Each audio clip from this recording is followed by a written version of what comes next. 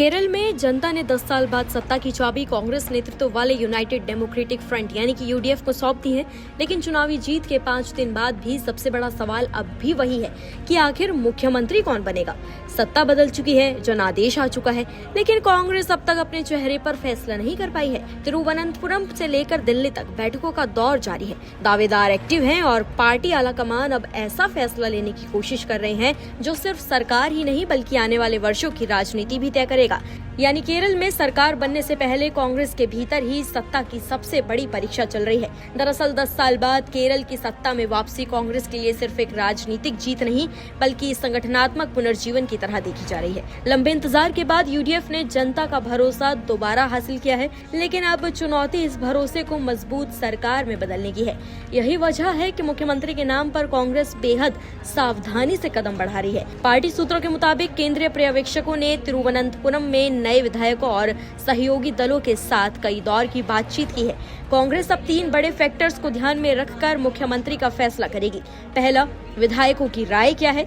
दूसरा, सहयोगी दल किस चेहरे को लेकर सहज हैं। और तीसरा सबसे बड़ा फैक्टर, जनता के बीच किस नेता की लोकप्रियता सबसे ज्यादा है।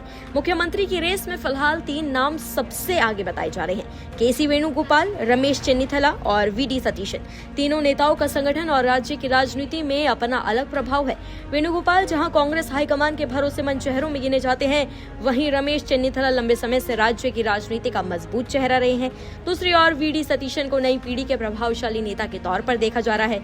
यही वजह है कि कांग्रेस के सामने सिर्फ मुख्यमंत्री चुनने का सवाल नहीं है बल्कि एक्सपीरियंस, संगठन और भविष्य की राजनीति के बीच बैलेंस बनाने की चुनौती भी है। सूत्रों के मुताबिक पार्टी आलाकमान पहले इन तीनों नेताओं को फोन पर फैसले की जानकारी देगा। अगर सभी नेता सहमति जता देते हैं तो तुरंत मुख्यमंत्री के नाम का ऐलान कर दिया जाएगा। लेकिन अगर किसी तरह का असंतोष सामने आ गया तो तीनों नेताओं को दिल्ली बुलाकर बातचीत की जाएगी और फिर अंतिम फैसला लिया जाएगा। यानी कांग्रेस किसी भी हाल में ऐसा संदेश नहीं देना चाहती कि सत्ता में वापसी के बाद पार्टी अंदरूनी खींचतान में उलझ गई। दिलचस्प बात यह है कि सहयोगी दलों ने भले ही मुख्यमंत्री पद को लेकर अलग अलग राय दी हो, लेकिन कांग्रेस साफ कर चुकी है कि अंतिम फैसला पार्टी अपने हिसाब से करेगी। अखिल भारतीय कांग्रेस कमेटी यानी कि एआईसीसी के पर्यवेक्षक अजय माकन ने भी ये साफ तौर पर कह दिया है कि कांग्रेस विधायक दल ने एक लाइन का प्रस्ताव पास करके पार्टी अध्यक्ष मल्लिकार्जुन खड़गे को मुख्यमंत्री चुनने का अधिकार दे दिया है। पर्यवेक्षकों ने विधायकों से व्यक्तिगत रूप से बातचीत कर उनकी राय ली है और पूरी रिपोर्ट अब आला कमान को सौंपी जाएगी। दरअसल केरल की राजनीति में मुख्यमंत्री का चेहरा सिर्फ प्रशासनिक फैसला नहीं होता बल्कि सामाजिक और क्षेत्रीय समीकरणों से भी जुड़ा होता है। कांग्रेस ये बात अच्छे से जानती है कि अगर शुरुआत में ही गलत संदेश गया तो सत्ता में वापसी का उत्साह कमजोर पड़ सकता है। यही वजह है कि पार्टी हर पहलू को बेहद सावधानी से परख रही है। सवाल सिर्फ इतना नहीं है कि मुख्यमंत्री कौन बनेगा बल्कि ये भी है कि क्या कांग्रेस ऐसा चेहरा चुन पाएगी जो पूरे गठबंधन को एकजुट रख सके और 10 साल बाद मिली सत्ता को स्थिर सरकार में बदल सके। फिलहाल केरल में सरकार गठन से ज्यादा चर्चा मुख्यमंत्री की कुर्सी को लेकर हो रही है।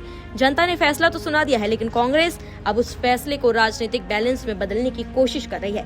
अब निगाहें दिल्ली पर टिकी है, जहां से ये तय होगा कि केरल की नई सरकार की कमान आखिर किसके हाथ में जाएगी। फिलहाल आपको क्या लगता है, कौन मुख्यमंत्री बनेगा? कमेंट्स में हमें अपनी राय जरूर दें।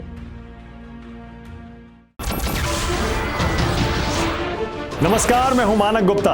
अगर आपको हमारा ये वीडियो पसंद आया हो तो इसे लाइक और शेयर जरूर करें और हाँ, हमें सब्सक्राइब और फॉलो करना ना भूलें ताकि आप देश और दुनिया की कोई खबर मिस ना करें। तो जुड़े रहिए हमारे साथ और देखते रहिए न्यूज़ 24।